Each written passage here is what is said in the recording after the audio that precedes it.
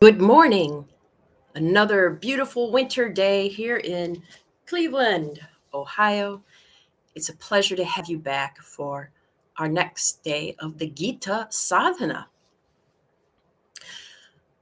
It is cold here. It is so cold that my windows can't open, they're frozen shut.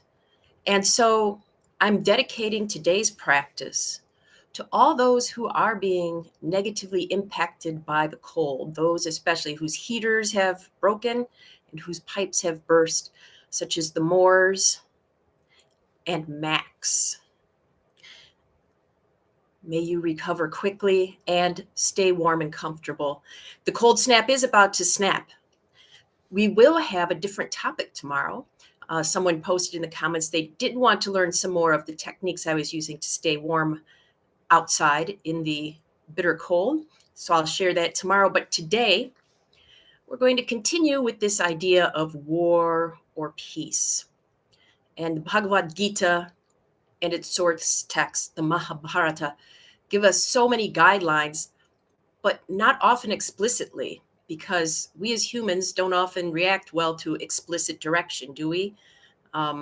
Some people find, the yamas and niyamas of yoga, for example, like have a nonviolent attitude, tell the truth all the time, to be a bit like, ugh, that's too constricting.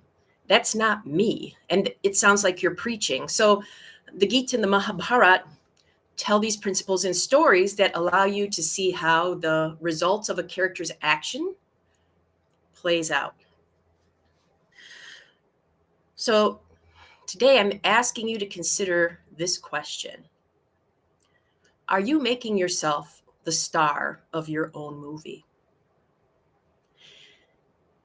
In the Gita, as I've mentioned, it starts with a blind king, Dhritarashtra, asking what the heck is going on. And that blind king represents our ego, who can become blind to the consequences of our actions and allow us to do whatever we think is right.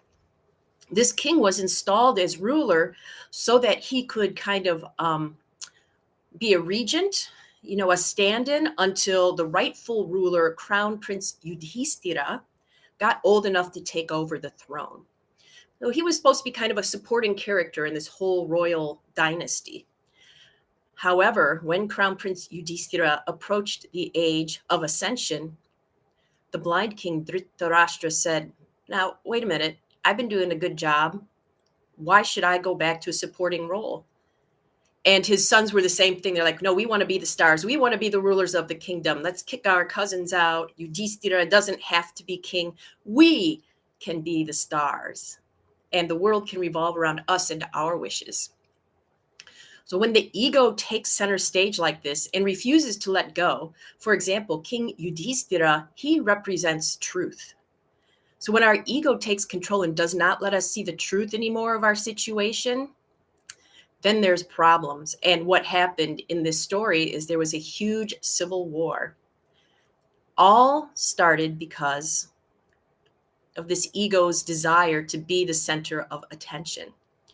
Now, one of the reasons the Pandavas, the heroes of the Gita, win is that while they are fighting for their own cause, they always listen to Krishna, who embodies the divine aspect within us, the soul.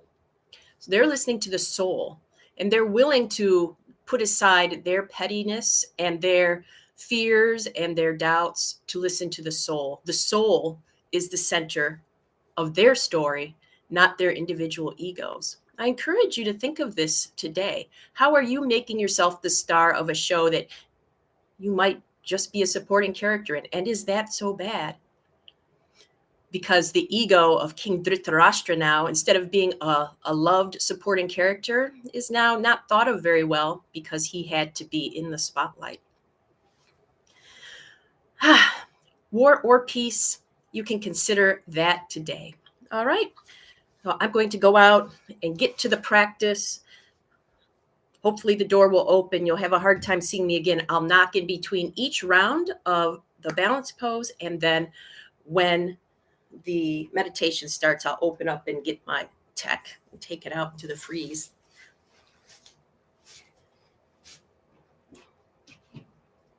Whoops.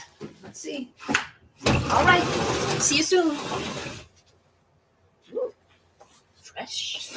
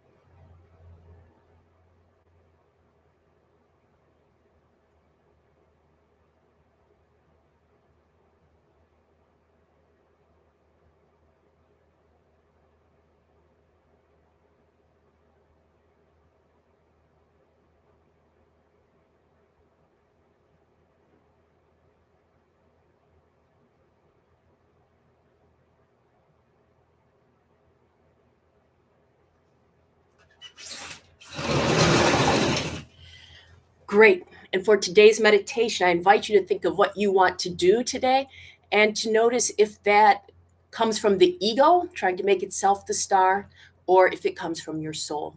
See you in 5.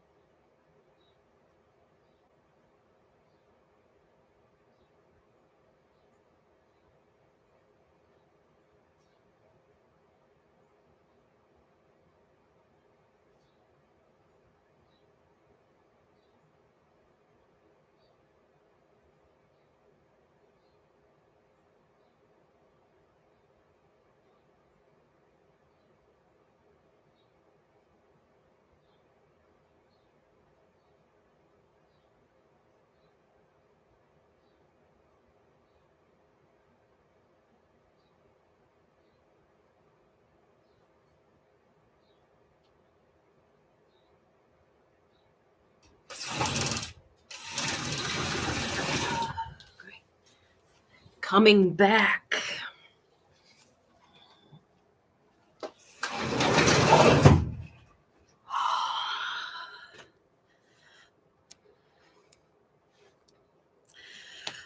So I get to go on. Next, I have a class. I'm teaching a class on Muladhara Chakra, the root center. And what I was really thinking about today is, I try so hard to make the classes about the students and to be the supporting character. So when I'm inviting you to join classes, it's not necessarily because I think I'm the greatest teacher ever and could put on the greatest teaching, but I think they really will benefit you, like the class that starts tomorrow on war and peace. I mean, if you feel like there's conflict in your life, you need to listen to your soul more. I'd be honored, beyond honored, to support you on that quest. So please consider it. I humbly ask, and I humbly appreciate you joining me. I look forward to you, the stars of the show, showing up tomorrow. Until then.